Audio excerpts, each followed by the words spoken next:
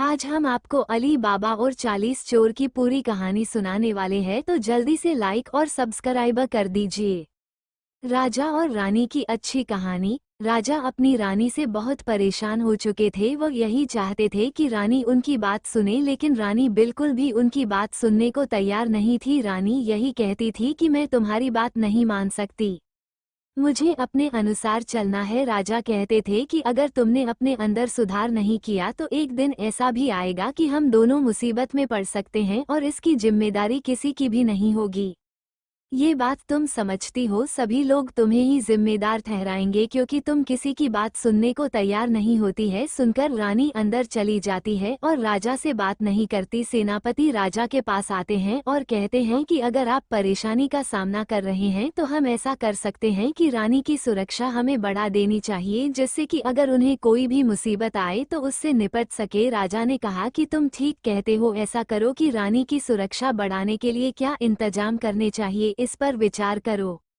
जल्द से जल्द मुझे इस बारे में बताओ। सेनापति चला जाता है और इस पर विचार करने के लिए कुछ दिनों की मांग करता है, जैसे कि राजा को वो सब कुछ बता पाए। रानी की हमेशा यही आदत थी कि जब भी वो शिकार पर जाया करती थी, किसी भी सैनिक को अपने साथ नहीं ले जाती थी। उसका यह मानना था कि अगर मैं सुरक्षा के दायरे में होकर चलती हूँ तो इससे मुझे परेशानी हो सकती है, इसलिए मैं इस बारे में कोई भी विचार नहीं करना चाहती। जबकि राजा को हमेशा ये लगता था कि अगर रानी इस बात को नहीं मानेगी तो एक दिन ऐसा आएगा कि हम खतरे में पड़ सकते हैं, और उसके बाद क्या होगा ये तो हम भी नहीं जानते।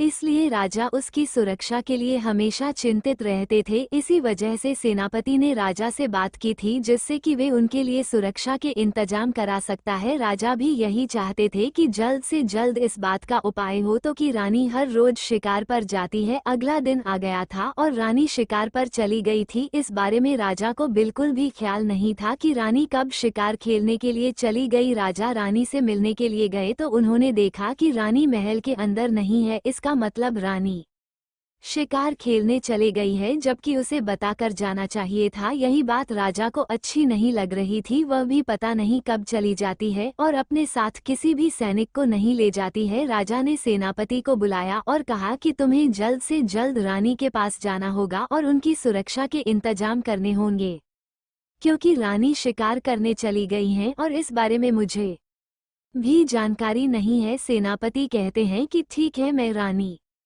के पास जाता हूं और उन्हें दूर से ही सुरक्षा देने की कोशिश करता हूं, जिससे कि उन्हें पता भी ना चल पाए और उनकी सुरक्षा होती रहे। राजा ने कहा ठीक है, तुम ऐसा करो। जब सेनापति रानी के पास जा रहा था तभी सेनापति ने देखा कि रानी को पकड़ लिया गया है और उन्हें पकड़ कर ले जाया जा रहा है। सेनापति के पास इतनी सेना नहीं थी जिससे कि वो उन्हें पकड़ सके, लेकिन फिर भी सेनापति उनके पास गया और रानी को छुड़ाने की कोशिश करने लगा, लेकिन कुछ नहीं हो सका। सेनापति वापस महल आता है और राजा को पूरी बात बताता।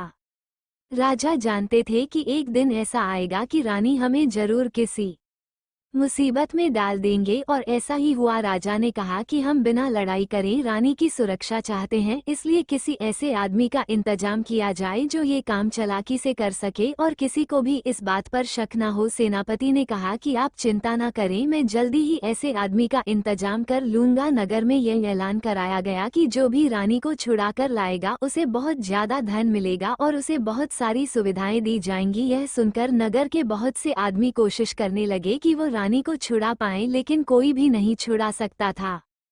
तभी एक आदमी आया और कहने लगा कि मैं बिना किसी मुसीबत के रानी को वापस लेकर आऊंगा, लेकिन मुझे उतना ही धन चाहिए जितना कि राजा ने तय किया है। सेनापति ने कहा कि आप चिंता ना कीजिए, आपको उतना ही धन मिलेगा जितना राजा ने कहा। अगर आप ये काम कर देते हैं तो हो सकता है कि हम आपको सैनिक के तौर पर भर्ती भी कर ले। ये बात सुनकर खुश हो जाता है और रानी को छुड़ाने के लिए चला जाता है। वो इस काम को करने के लिए बहुत ही अच्छा साबित होता है, अपनी चालाकी से काम कर देता है और रानी को छुड़ाकर ले आता है। जब रानी वापस आती है तभी राजा कहते हैं कि मैं जानता था कि तुम जरूर किसी मुसीबत में पड़ जाओगे, लेकिन तुम्हें इस बात को मानने के लिए बिल्कुल भी तैयार नहीं थी, और इसका नतीजा यही हुआ कि तुम एक दिन मुसीबत में पड़ ही गई। राजा ने उस आदमी को बुलाया और उसे इनाम दिया जितना धन राजा ने तय किया था उतना ही उस आदमी को मिला और उसके बाद से सेना में भर्ती कर लिया गया। इस तरह उस आदमी को एक नौकरी भी मिल गई थी, जिसकी वजह से वह बहुत परेशान रहता था और अपनी चालाकी की वजह से वह बहुत ही फेमस भी हो गया था। रानी को छुड़ा कर लाया था, ये बात सभी लोग जानते थे कि वह बहुत ही होशियार है और अपने काम को बहुत अच्छी तरह कर सकता है।